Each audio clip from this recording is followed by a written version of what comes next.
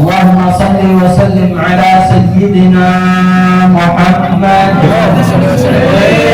miftah kitab rahmatillah adada ma fi ilmillah salatan wa salaman daimaini bidawami mulkillah wa ala alihi wa sahbihi adada kulli darratin al-qamarah adada khalqihi wa rida nafsihi wa zinata arshihi wa midada kalimatih. Amma ba'd.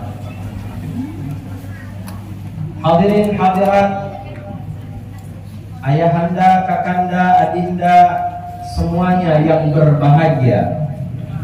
Bu, bubuhan pian bahagia ke bu malam ini? Alhamdulillah. Pak, bubuhan pian bahagia aja ke Pak malam ini? Alhamdulillah. Bubuhan pian Pak, ading-ading, anak pondok bahagia kah? Alhamdulillah. Nah, karena bubuhan pian bahagia, ulun hendak berpantun berdulu. Boleh kamu ulun berpantun? Jalan-jalan ke Sungai Cuka, duduk di majelis membaca doa. Duh gantengnya Guru Abdan, sudahkah pian babini dua? Halo. Para kainan. Apa bu mensidin bini dua? Boleh kah bu? Boleh. Bu, mau di belakang boleh kah? Pak, boleh kah Pak? Anak, bapak-bapaknya gancang benar, boleh aja. Yang ibu-ibunya.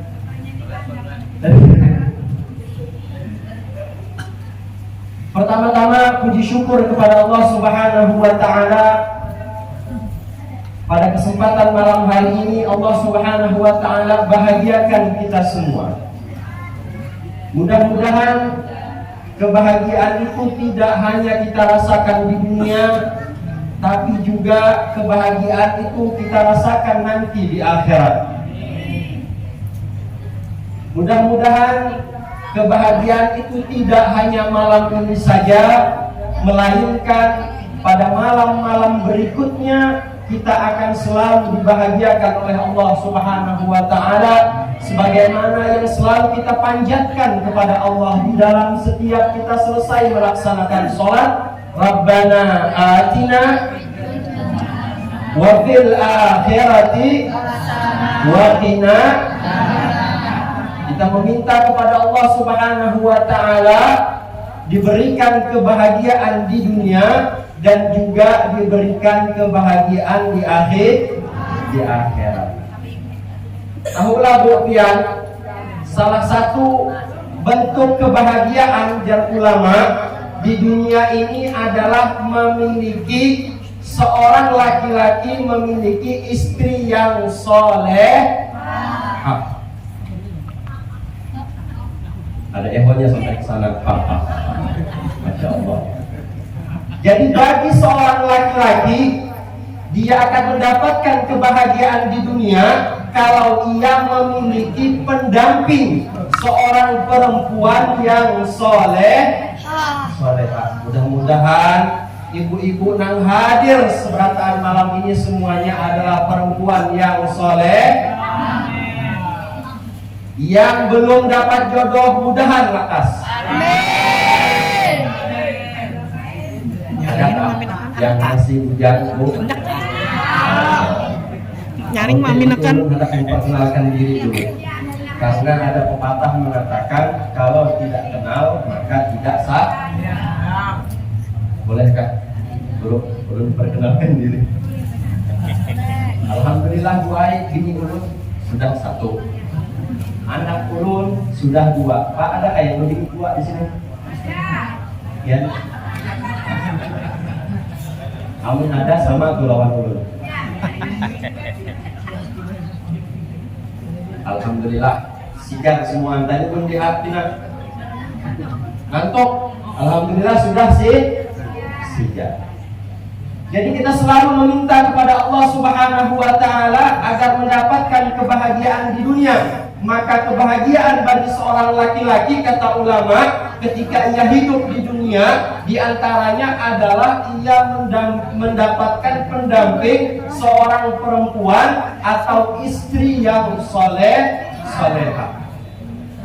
Adapun kebahagiaan nanti di akhirat, yang paling tertinggi puncaknya itu adalah kita dikumpulkan oleh Allah Subhanahu wa taala bersama dengan baginda Rasulullah sallallahu alaihi wasallam. Makanya kalau orang bikin bahagia di dunia itu biasanya banyak macamnya. Ada yang mengatakan bahagia itu ketika menjadi orang kaya. Ada yang mengatakan bahagia itu ketika menjadi seorang pejabat. Ada yang mengatakan bahagia itu ketika apa yang kita inginkan diberikan oleh Allah Subhanahu wa taala. Ada yang mengatakan bahagia itu kalau berbini dua. Tapi perlu kita ketahui bersama bahwa kebahagiaan di dunia kalau tidak kita sandarkan kepada perilaku Rasulullah, maka kebahagiaan itu adalah kebahagiaan yang semu, kebahagiaan yang tidak bernilai di hadapan Allah Subhanahu wa taala. Makanya salah satu rumus bahagia di dalam rumah tangga itu juga kita harus mencontoh Rasulullah sallallahu alaihi wasallam. Maka melewati peristiwa Isra dan Mi'raj ini, mari sedikit kita mengenang kembali tentang sunnah yang diajarkan oleh Rasulullah, yang kalau sunnah ini kita amalkan di dalam rumah tangga kita, maka insya Allah akan menambah keharmonisan di dalam rumah tangga. Karena kalau dalam rumah tangga itu harmonis, Bu, ini didangarkan dengan anak pondok nih. Masya Allah. Mbah Dukung dari sini anak pondok hayal semua. Lakas-lakas ampih dari pondok anak kawin aja sebenarnya. Apakah sunnah itu? Siapa di sini nang besisir setiap hari, nang besuroi? Adakah? Bu? Setiap hari kah Bu besuroi? Pak, setiap hari kah Pak bersisir? Setiap hari. Ternyata bersisir itu adalah salah satu sunnah yang diajarkan oleh Rasulullah sallallahu alaihi wasallam. Jadi ketika kita tidak mengetahui bahwa bersisir itu adalah sunnah Rasulullah, maka ketika kita melakukannya, itu kita kena yang namanya hukum mubah. Apa itu mubah? Mubah itu artinya boleh-boleh saja. Pian hendak bersisir, silahkan. Kada dapat pahala. Pian hendak kada bersisir juga, silahkan. Kada dapat dosa. Tapi ketika kita mengetahui bahwa itu adalah sunnah Rasulullah, maka ketika kita bersisir yang tadinya terkena hukum mubah, maka niatkan di dalam hati kita bahwa kita bersisir mengikuti sunnah Rasul sallallahu alaihi wasallam. Yang tadinya kalau kita kerjakan tidak mendapat pahala, maka ketika kita niatkan mengikuti sunnah Rasulullah, maka bersisirnya kita dapat pahala. Bu, suka kada melihat lakinya bersisir? Kada? Ya Allah. Bu, yang di belakang suka kada melihat lakinya rapi rambutnya? Suka, tapi kadang Ustaz, kada biasanya bersisir tiba-tiba, kada biasanya berminyak harum, ada apalah? Usut punya usut. Apa Bu? Paham benar ibu-ibu, insyaallah. Yang suami bersisir, si istri juga bersisir, maka dengan wajah tersenyum saling memandang satu dengan yang lainnya, sebagaimana yang dicontohkan oleh Rasul sallallahu alaihi wasallam kepada Sayyidah Khadijah, kepada Sayyidah Aisyah, dan kepada istri-istri beliau yang lain, maka harmonislah rumah tangga Rasulullah sampai-sampai Rasulullah mengatakan, rumahku adalah surga.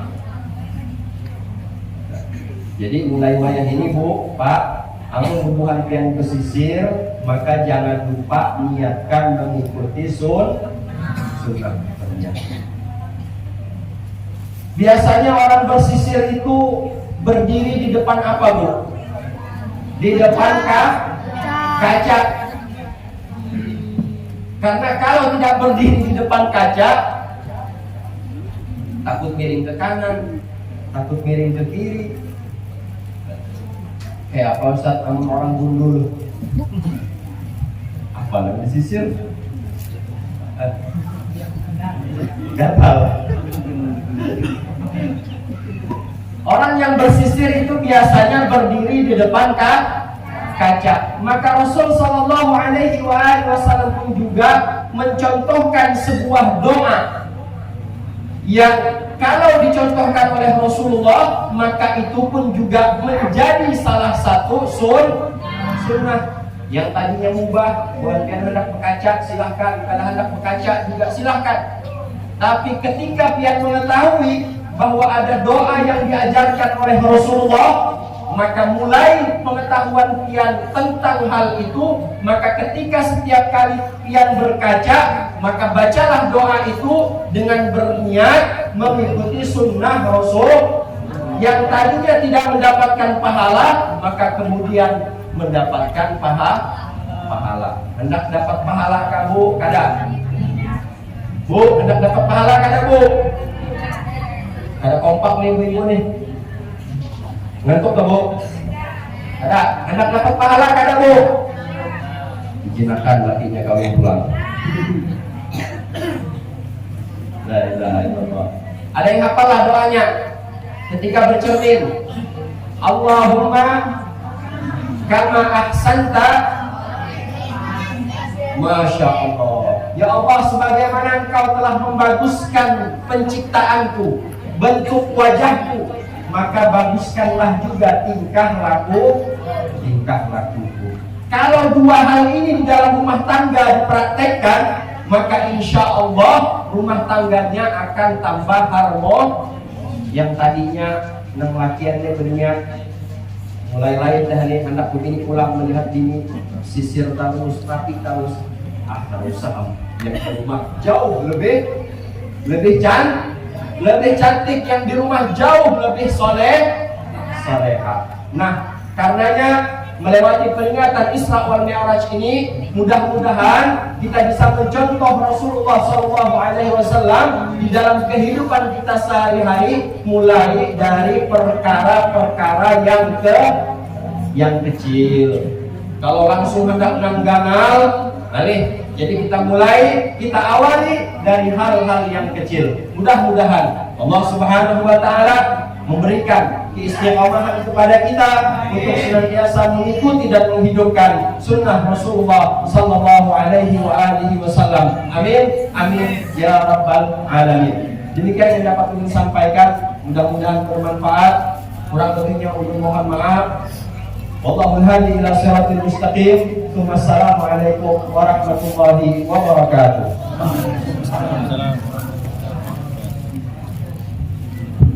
Ala Nabi Muhammad.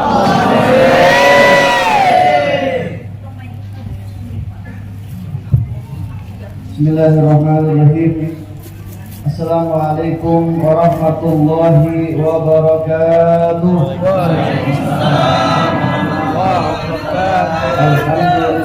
Alhamdulillahil wahidil qahhar al-azizil ghaffar mukawwiril laili 'alan nahar. Tadhkiratan li ulil qulubi wal absar wa tafsiratan li dzawil albabi wal i'tibar. Alladzi ayqadha min khalqihi man istafahu fazahadahum fi hadhihi dar wa shaghalahum bi muraqabatihi wa idamatil afkar. Allahumma salli wa sallim wa barik wa karim bi qadri azamati dzatikal aliyah في كل وقت وحين أبدا عدد ما علمت وزنة ما علمت وملء ما علمت على سيدنا ومولانا محمد وعلى آل سيدنا ومولانا محمد صاحب التاج والمعراج والبرك والألم ودافع البلاء والوباء والمرض والألم جسمه مطهر معطر منور من اسمه مكتوب مرفوع موضوع على اللوح والقلم شمس الضحى بدر الدجى نور الهدى مصباح الظلام أبي القاسم سيد الكونين وشفيع الثقلين أبي القاسم سيدنا محمد بن عبد الله سيد العرب والأجم نبي الحرمين محبوب عند رب المشرقين والمغربين يا أيها المشتاقون لنور جماله صلوا عليه وسلموا تسليما. Kita seberatan yang berharap syafaatul uzma dari baginda Nabi Muhammad sallallahu alaihi wasallam, ingin mendapatkan kemuliaan, kenikmatan yang besar yang diberikan oleh Allah, yaitu bisa berjumpa kita kepada Nabi Muhammad sallallahu alaihi wasallam di dalam surganya, berkumpul bersama Rasulullah sallallahu alaihi wasallam di dalam surganya Allah. Maka kita bersama-sama membacakan salawat serta salam kepada beliau. Allahumma sholli ala sayyidina Muhammadin wa ala alihi wa sahbihi wa barik wa sallim. Amma ba'du, hadratul muhtaramin, para alim ulama, para habaib, para tokoh agama, para tokoh masyarakat, yang mana diantaranya guru-guru kita, Ustadz kita, Ustadz Syarwani Abdan selaku pimpinan Majelis Al-Iqbal, juga Ustadz kita Ustadz Muhammad Nagib yang datang dari Sukamara, dari Pangkalambun, Kalimantan Tengah, dan juga kepada Ustadz-Ustadz yang lain, Ustadz Kori kita lah, Ustadz penitia, ketua penitia kita, Ustadz-Ustadz seberataan, dan juga kepada tokoh masyarakat kita, Bapak Haji Rohimullah selaku wakil dari Ketua DPRD, dan juga Bapak pembakal kita, Bapak Kepala Desa kita, masih Masya Allah, beliau mudah-mudahan diberikan kesehatan semuanya, diberikan berkah usia, berkah umur, berkah rezeki, keberkahan semuanya, dan juga kepada kita seberataan, bapak-bapak dan ibu-ibu yang dimuliakan oleh Allah Subhanahu wa Ta'ala. Syukur alhamdulillah pada malam hari ini Allah kumpulkan kita di dalam tujuan, maksud, niat, dan keinginan yang mulia. Bahkan Allah muliakan kita pada malam hari ini sampai detik ini. Dan juga dari pengharapan kita, kenikmatan ini akan selalu ada, akan selalu tetap berada di dalam diri kita semuanya, yaitu adalah nikmatul iman wa nikmatul Islam. Dan semoga Allah tidak mengharamkan nikmat dari hakikatnya iman, sebagaimana yang disabdakan oleh Nabi kita Nabi Muhammad sallallahu alaihi wasallam. Beliau mengajarkan bagaimana hakikat kenikmatan. Nikmat itu bukan dari nikmatnya kita makan apa yang kita ketujuh makan, misalkan iwak wadi lah, misalkan orang Banjar yang di Bandar nih, iwak karing lah, pakai sambal pecah lah, macam lah. Pencampuran juga, orang Banjar ada juga, orang Jawa ada juga. Nikmat dari hakikatnya nikmat itu bukan kita meminum sesuatu yang kita sukai. Mungkin ada yang ketujuh kopi, ada yang ketujuh teh, ada yang ketujuh misalkan susu atau apa misalkan. Bukanlah hakikat nikmat itu dari makanan dan minuman, Tetapi hakikat nikmat yang diisyaratkan, yang seharusnya kita mencari nikmat itu, sebagaimana dalam sabda Nabi Muhammad sallallahu alaihi wasallam, beliau mengatakan dzaqatul iman. Orang akan merasakan, seseorang itu akan merasakan bagaimana nikmatnya keimanan, hakikatnya nikmat di dalam dunia ini. Apa kata beliau? Man radiya billahi rabba, dirinya yang ridho kepada Allah sebagai Tuhannya, wa bi Muhammadin nabiyya, dan kepada Nabi Muhammad sebagai nabinya, wa bil islami dina, dan sebagai agama Islam menjadi panutan keyakinan dari agamanya.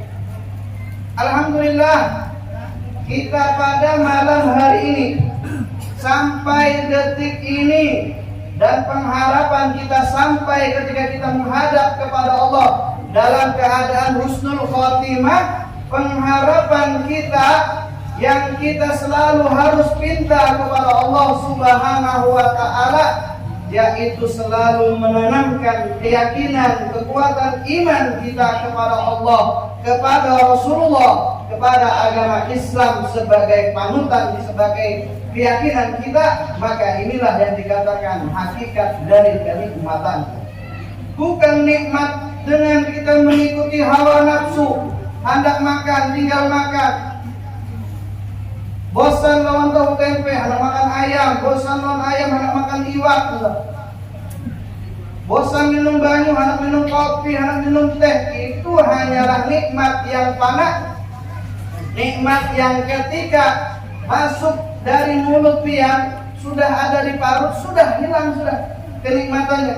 Apalagi sudah pian kebanyakan makan separuh, apalagi misalnya sudah kada bisa buang angin, misalnya kada bisa buang hajat, habis kenikmatan pian.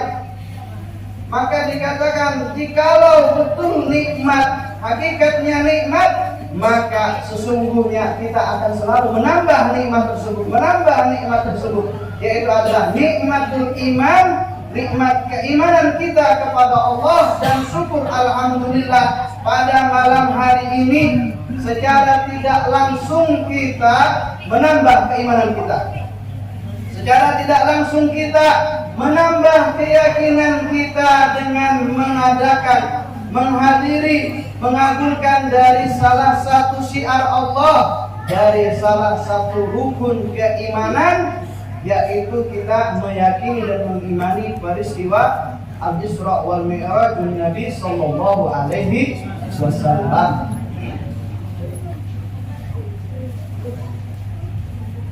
Nikmatul iman, nikmat keimanan akan kita bisa dapatkan kalau kita bertanya, nikmat, hakikat nikmat itu bagaimana sih? Kalau kita ditanya nikmatnya makan ayam bakar, ayam bakar itu ada manis-manisnya baik. Kalau diberi sambal nyaman, ada padas sedikit baik. Terbayangkan kalau ulun bertanya kepada pian, ya apa nikmatnya makan ayam bakar atau ikan bakar, tergambar karena kita sudah pernah makan, sudah pernah merasakan. Tetapi kalau kita ditanya, pernahkah kita merasakan nikmat iman? Kayak seperti apa sih nikmatnya iman kita? Bisa digambarkankah nikmat iman kita ketika kita beribadah kepada Allah, ketika kita menunaikan ibadah sholat? Pernahkah kita merasakan kenikmatan? Kenikmatannya kada uyuhnya iya. Apalagi misalkan kalau sudah bulan Ramadan nih lah, mudah-mudahan kita seberataan diberikan usia yang panjang berkah sehingga kita bisa memasuki bulan Ramadan yang sisa sebulan setengah lagi. Amin amin ya rabbal alamin.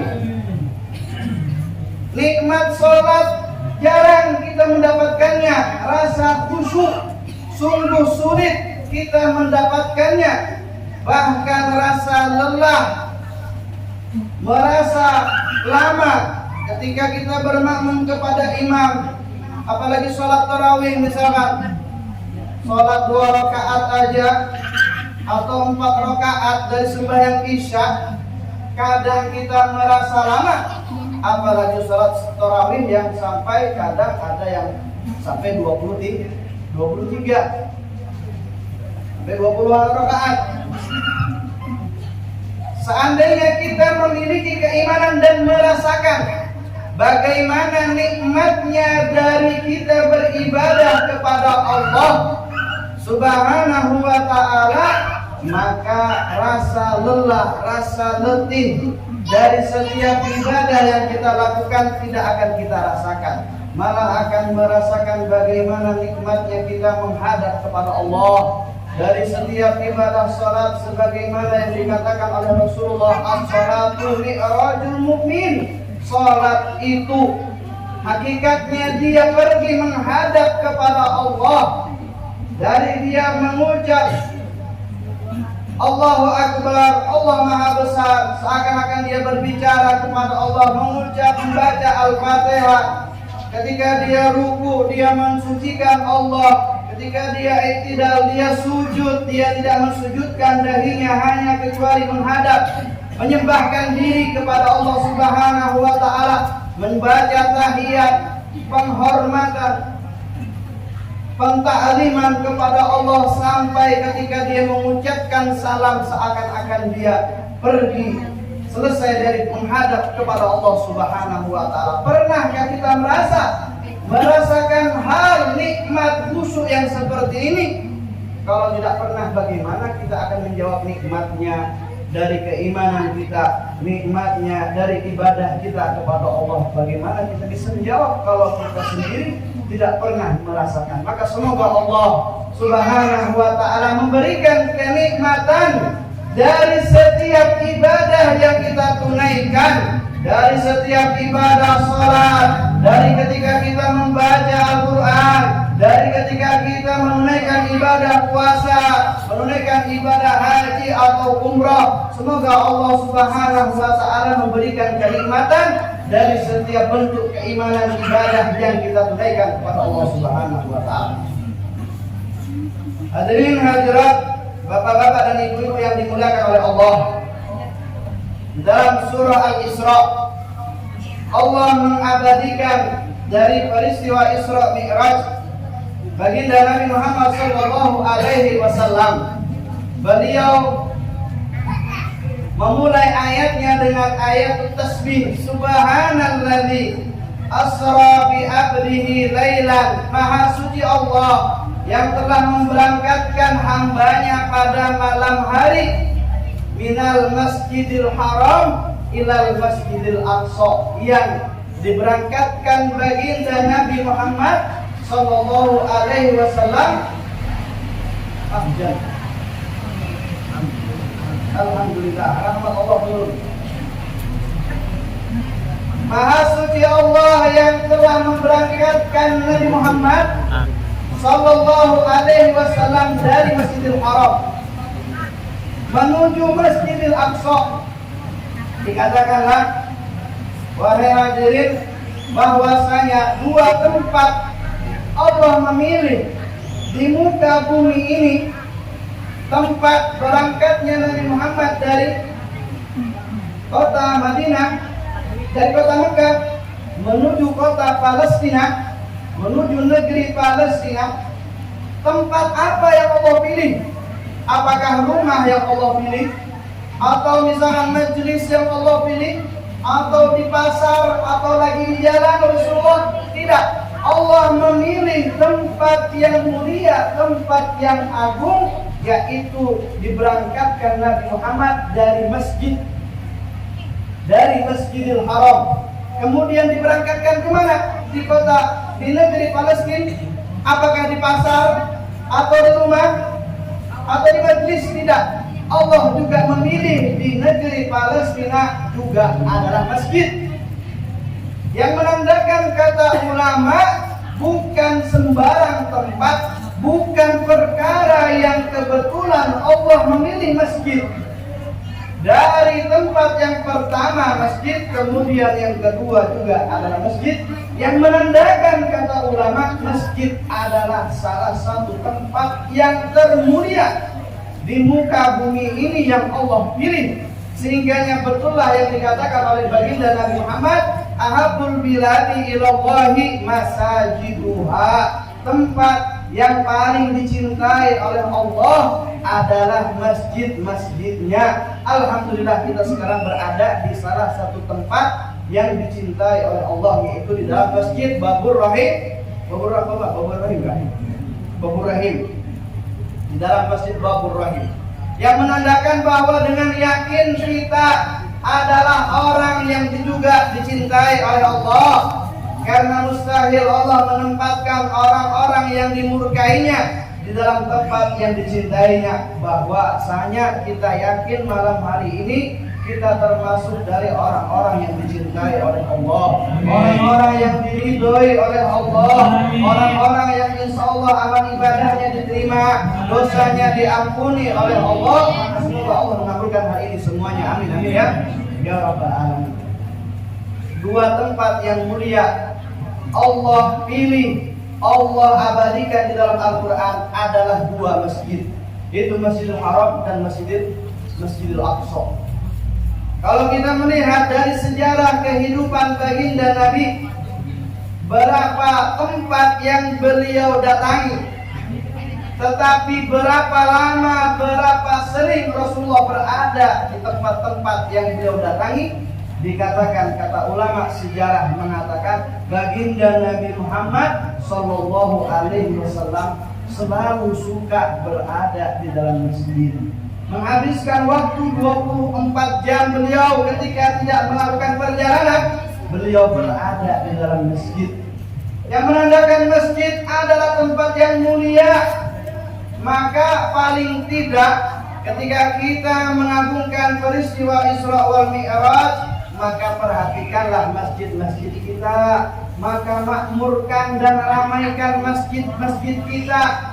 Juga termasuk dari salah satu hikmah diwajibkannya ibadah sholat, afdolnya kita tunaikan di mana? Besar pahalanya kita tunaikan di mana? Yaitu di dalam masjid. Di dalam sabda Nabi Muhammad, di dalam hadis sahih di kitab Riyadhus Shalihin disebutkan bahwa sholatul rajuli fi masjidihi tazidu ala sholatihi fi baitihi wa suqihi bid'an wa isrina darajah. Ujar Nabi Muhammad sallallahu alaihi wasallam, salatnya seseorang di dalam masjidnya, ini kadang mengatakan Rasulullah dalam keadaan berjamaah, kadang apalagi misalkan kita menunaikan dalam keadaan berjamaah. Ujar Sidin, salatnya seseorang di dalam masjid, maka pahalanya melebihi salat dirinya di dalam rumahnya, atau di pasarnya, atau di tokonya, atau di tempatnya begawi misalkan. Yaitu berapa bedanya? Yaitu bid'an wa isrina darajah, yaitu kisaran 25 sampai 27 derajat. Kalau kita orang yang bisa memikirkan secara logika, kalau kita ingin mendapatkan pahala yang besar, dia menghadap sholat jangan di rumah. Paling kada lah kita sholat di masjid ini, mengambil sholat 5 waktu itu ambil satu. Mun kada bisa sembahyang subuh misalkan, ambil sembahyang duhurnya. Mun kada bisa duhur, asar, atau maghrib dan isya, tunaikan dalam keadaan berjamaah. Jangan misalkan kita hanya ke masjid seminggu sekali, hadir sholat Jumat yang bukan lakian. Kalau sudah seminggu sekali pun kada datang, fadiyatu billah. Kata Rasulullah, man taraka jumu'atan salatan tahawuna, dalam riwayat, barang siapa yang meninggalkan sholat Jumat secara sengaja 3 kali berturut-turut, toba Allah stempel hatinya. Baidun bin rahmatillah, jauh dari rahmat Allah, karena dengan sengaja dia telah meninggalkan kewajiban yang diwajibkan oleh Allah. bagi para laki-laki wajibnya menunaikan ibadah sholat Jumat. Bahkan kata ulama, tidak harus berturut-turut pian meninggalkan. Misalnya Jumat ini kada sembahyang, Jumat setelahnya kada sembahyang, kemudian Jumat yang ketiga sembahyang, oh terhapus yang dua. Kada. Kata ulama, kalau pian sengaja meninggalkan misalkan Jumat ini dengan sengaja kada udur, kemudian diselingi besoknya minggu keduanya Jumatan ya, kemudian diselingi lagi kada Jumatan. Kata ulama, dihitung tiga kali ingat meskipun kada berturut-turut meninggalkan dengan sengaja, masuk dirinya menjadi orang yang stempelnya ba'idun min rahmatillah wal iyadu billah. Mudah-mudahan kita bisa menunaikan ibadah Jumat khususnya laki-laki dan bisa menunaikan ibadah berjamaah dari sholat berjamaah kita di dalam masjid.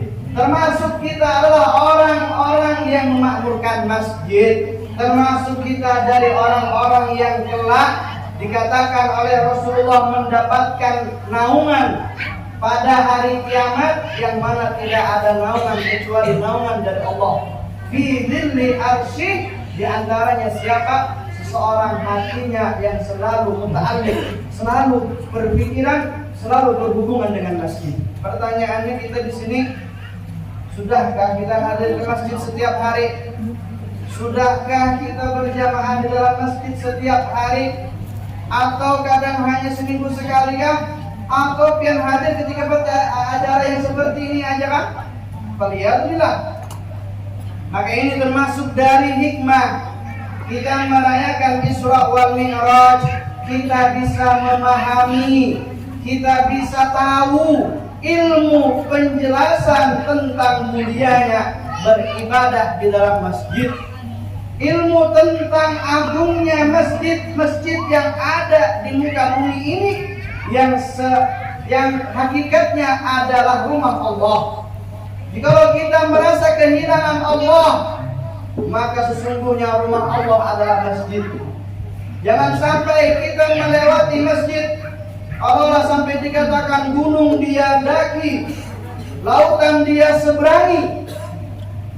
Dia mendatangi tempat-tempat yang indah, misalkan rekreasi dia, jalan-jalan dia jauh, dia pergi dengan mengeluarkan biaya yang banyak, tetapi tidak ada manfaatnya, hanya membuang harta dan membuang waktu. Lebih-lebih lagi dia menyia-nyiakan masjid yang ada di sekitar rumahnya, yang ada di dekat rumahnya. Alhamdulillah, berikanlah hak jasad kalian untuk memuliakan dalam diri kalian, itu dalam apa, untuk memasuki ke dalam masjid. Jangan juga lah kita mendatangi masjid hanya numpang buang air.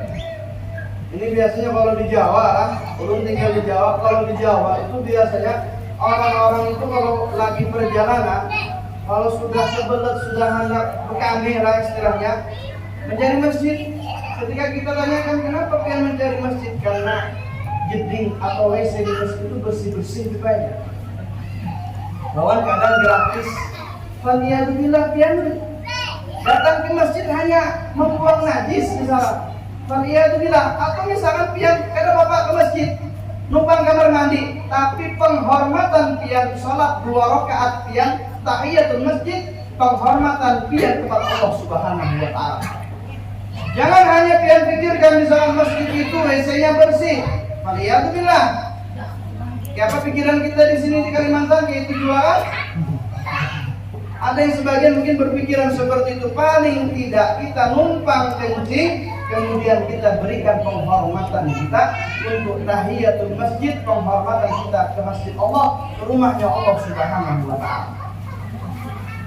Hadirin hadirat yang dimuliakan oleh Allah, setelah kita tahu bahwa pahala yang besar, Allah melipat gandakan pahala yang kita tunaikan di dalam masjid, maka sungguh mereka yang berakal mengambil ibadah, melakukan ibadah yang sebentar. Kita cuma sholat 2 rakaat atau sholat maghrib 3, sholat isya 4 rakaat, ketimbang kita sholat di rumah pahalanya sedikit.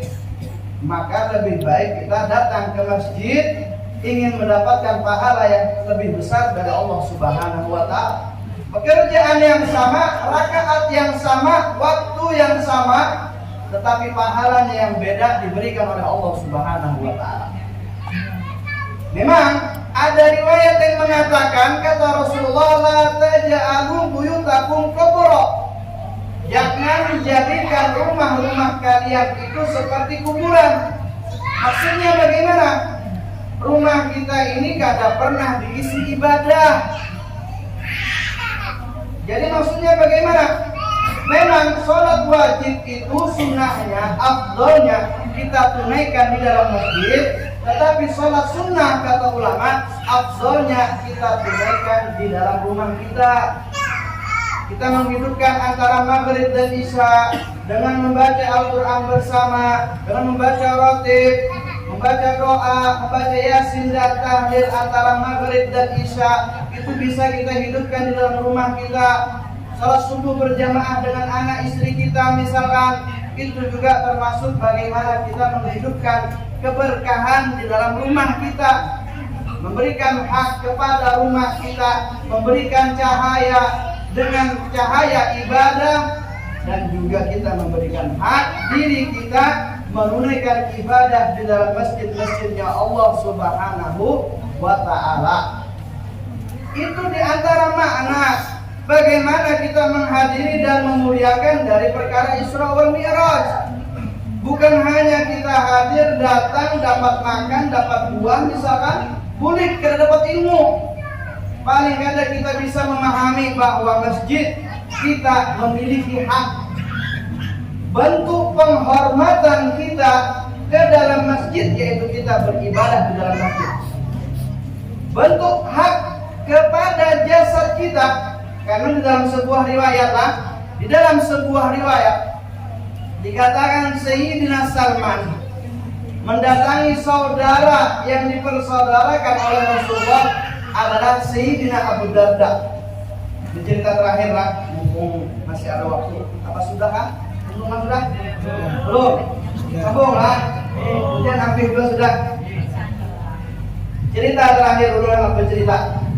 Sayyidina Salman Al-Farisi dipersaudarakan oleh Rasulullah Sallallahu Alaihi Wasallam dengan Sayyidina Abu Darda. Sama-sama dua sahabat mulia, memiliki kedekatan dengan Rasulullah Sallallahu Alaihi Wasallam. Maka berziarahlah, bersilaturahmilah Sayyidina Salman mendatangi saudaranya Abu Darda. Fazara Salman Abu Darda, fara'a Ummu Darda mutabaddilatan. Ketika datang Sayyidina Salman datang silaturahmi ke rumah Abu Darda, beliau melihat istrinya Abu Darda mutabaddilah. Mutabaddilah ini maknanya bajunya lusuh, kayak memiliki beban yang berat, lagi ada pikiran berat, lagi banyak muskilah, lagi banyak masalah. Maka bertanyalah Sayyidina Salman, ma balaki ya Ummu Darda? Ada apa engkau wahai istrinya Abu Darda? Maka istri Abu Darda berkata, akhaka Abu Darda laisa lahu hajatun fid dunya. Ujar ini sidin, itu saudara kami itu nah. Abu Darda kada ada keinginan lagi lawan dunia, kada ada keinginan lagi lawan dunia. Aku dianggap lain bininya. Istilahnya maksudnya kada suah didatangi lagi sudah. Akhirnya lakianlah di antara hak yang harus pian berikan kepada bini pian, sudah paham dia sudah. Karena sudah disebutkan paham dia kalau sudah yang sudah beristri, yang sudah bersuami lah. Hak di antara hak nafkah zahir juga nafkah batin. Itu wajib pian berikan. Jangan juga sebaliknya nafkah batin terus dibayar, duit kada pernah dibayar. Nah juga kada boleh jual ya. Nah ini Sayyidina Abu Darda, beliau tidak pernah mendatangi istrinya, tidak memberikan hak kepada istrinya. Maka akhirnya dipanggillah Sayyidina Abu Darda. Yang mana ketika itu Sayyidina Abu Darda lagi berpuasa. Jadi Sayyidina Salman itu datang siang hari. Maka akhirnya diperintahkan oleh istrinya untuk menyiapkan makan. Karena memang sudah waktunya makan siang. Maka kata Sayyidina Salman, "Ma ba'akul, ana tidak mau makan kecuali ente makan." Jadi kata Abu Darda, jadi kata Sayyidina Salman, Sayyidina Abu Darda ini gawiannya ibadah terus, siang berpuasa, malam bangun malam kada suah guring, sembahyang terus, baca Quran terus, bininya kada suah didalami ya. Akhirnya apa? Kata Sayyidina Salman, ana tidak mau makan kecuali ente ikut makan bersama ana. Kemudian tidak mau makan, kalau ente tidak batalkan puasanya ente, ana tidak bisa makan. Akhirnya karena diantara bentuk penghormatan kita kepada tamu, kalau kita lagi puasa sunnah, kada apa-apa kita batalkan. Ini sunnah, lah, kada apa-apa kita batalkan. Mun ibadah puasa wajib jangan. Lagi bulan puasa Ramadan ada tamu, kada apa-apa jangan habis makan. Nah, salah paham ya. Mun puasa sunnah atau misalkan ibu-ibu lagi bayar utang puasa wajib, ada tamu datang jangan habis kada apa-apa dibatalkan. Biar puasa kodok wajib jangan dibatalkan. Yang maksudnya di sini sunnah membatalkan puasa sunnah. Ketika ada tamu maka kada apa-apa kita membatalkan. Akhirnya Sayyidina Abu Darda membatalkan istiqomahnya beliau dari puasa, ikut makan dengan Sayyidina Salman, dibatalkan puasa sini. Akhirnya ketika datang waktu malam, Sayyidina Salman beristirahat dan bermalam di rumah Abu Darda. Jadi ketika pada awal malam, ya anggap jam 10, jam 11 malam, Sayyidina Salman disuruh guring. Silakan engkau tidur wahai saudaraku, aku sudah siapkan kamar tamu untuk dirimu. Maka Sayyidina Salman, ayo sekarang engkau tidur. Engkau jangan belum waktunya sembahyang malam, tidur. Ikan guring lawan bini ikan, maksudnya guring bersama, bukan mendatangi istri, kada. Terserah urusannya. Yang penting ikan guring dengan istri ikan. Kejar Sayyidina Salman. Kemudian bangun Sayyidina Salman, diperhatikan, dijaga Sayyidina Abu Darda. Jam 12 bangun buka lawak, guring ikan, jadi Sayyidina Salman. Belum waktunya ikan bangun. Guring pulang Sayyidina Abu Darda sampai sepertiga malam, jam 3 lah, anggap jam sini jam 3. Diketok pintu oleh Sayyidina Salman, bangunlah sekarang, waktunya kita beribadah kepada Allah di dalam salat qiyamul lail. Maka akhirnya beliau mengatakan suruh batal puasanya, suruh guring dulu, hanya bangun malam kena ibadah malam. Maka Sayyidina Salman berkata kepada Abu Darda, "Inna li ahlika alaika hak." Sesungguhnya untuk keluargamu engkau ada hak yang harus engkau bayarkan, yang harus engkau berikan. Kepada istrimu ada hak nafkah yang harus engkau berikan. Kepada anak-anakmu ada hak yang pendidikan yang harus engkau berikan. Wa inna li jasadika, sesungguhnya di dalam jasadmu engkau memiliki hak yang harus engkau berikan. Hak untuk makan, hak untuk ibadah, hak untuk tidur. Wa inna li dinika alaika hak, dan sesungguhnya untuk ibadah agamamu juga ada hak. Hak jasad kita untuk beribadah wajib, hak jasad kita untuk berpuasa, hak jasad kita untuk beristirahat, hak nafsu kita untuk menyalurkan nafsu kepada sesuatu yang dihalalkan oleh Allah Subhanahu wa ta'ala. Sehingga hikmah dari cerita ini, sampailah berita ini kepada Rasulullah, yang mana Sayyidina Salman melarang Sayyidina Abu Darda untuk berpuasa, melarang untuk bangun malam, jaga guring malam. Sampai cerita ini kepada Rasulullah, maka apa kata Rasulullah? Shadaqa Salman, bujur apa yang dilakukan oleh Sayyidina Salman. Dalam peristiwa cerita ini kita memiliki hak jasad kita untuk makan, jangan sampai pian mati kelaparan. Hak jasad kita untuk ibadah, jangan sampai pian meninggalkan ibadah. Hak nafsu kita untuk menyalurkan kepada yang halal. Menikah satu, anak dua, ada apa? Yang penting diizinkan lawan istri pertama misalkan. Hak hak jasad kita untuk tidur, hak jasad kita untuk membatalkan puasa. Kada puasa tahu setiap hari selama setahun kada. Ada waktunya kita sunnah berpuasa Senin Kamis, ada waktunya kita wajib puasa sebulan di bulan Ramadan, ada waktunya kita makan dan minum, ada waktunya kita guring, ada waktunya kita ibadah, menunaikan ibadah kepada Allah, ada waktunya kita jalan-jalan rekreasi dengan keluarga, ada waktunya kita mengajak keluarga kita hadir ke dalam masjid untuk mengagungkan masjid, untuk memberikan jasad kita masuk ke dalam masjid Allah. Maka itu di antara hak-hak yang harus kita tunaikan. Hak kita kepada Allah, hak kita kepada diri kita, hak kita ke dalam ibadah kita. Maka semoga Allah Subhanahu wa ta'ala menjadikan kita adalah orang yang tidak zalim, orang yang meletakkan haknya masing-masing di dalam hak tempat itu berada, menjadikan diri kita adalah orang yang selalu beribadah kepada Allah, semangat dalam menunaikan ibadah, diberikan kekuatan iman, diampuni dosa-dosa kita, diterima amal ibadah kita. Amin amin ya rabbal alamin.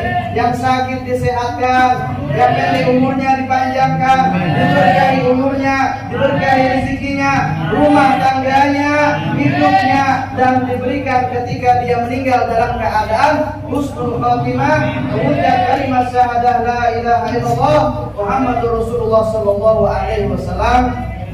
Mungkin hanya ini yang bisa saya sampaikan. Mudah-mudahan bermanfaat dan kita bisa mengamalkan bersama-sama. Akhiran wabillahi taufiq wal hidayah wa ridha wal inayah. Wassalamualaikum warahmatullahi wabarakatuh.